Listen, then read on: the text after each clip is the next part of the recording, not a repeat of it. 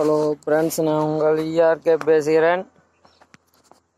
பாருங்க ஃப்ரெண்ட்ஸ், போன வருஷம் கல்லூட்டு கட்டினோம். இந்த கொஞ்சம் மண் கம்மியாக இருக்குது. 15 அடி தோட்டத்துக்கு அந்தானது பாருங்கள் அள்ளி போடுற மாதிரி ஆயிடுச்சு. மண் வெட்டியில் அள்ளி போட்டு எடுக்கிறோம். பாருங்கள் ஃப்ரெண்ட்ஸ், நல்லா வெயில் அடிக்க ஆரம்பிச்சிருச்சு. இங்கே பாருங்கள், ஒரு 4 அடி கல்லூட்டு கட்டியிருக்குது.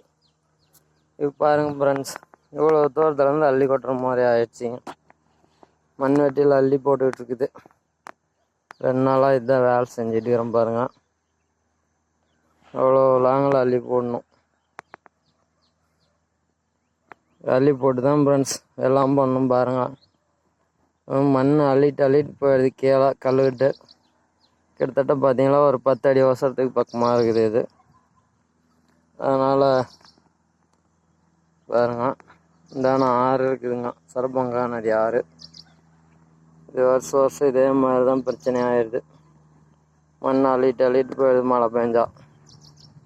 என்ன பண்ணுறதுன்னு தெரில. இதெல்லாம் கல்வெட்டு கட்டணும்னா ஏகப்பட்ட செலவாகுதுங்க ஃப்ரெண்ட்ஸ். ஒரு 2-3 லட்ச ரூபாய்க்கு மேலே ஆயிரும். நம்ம எவ்வளோ என்னத்தை போய் எவ்வளோ செலவு பண்ணுது. விவசாயத்தில் அவ்வளோ மிச்சம் ஆகுது.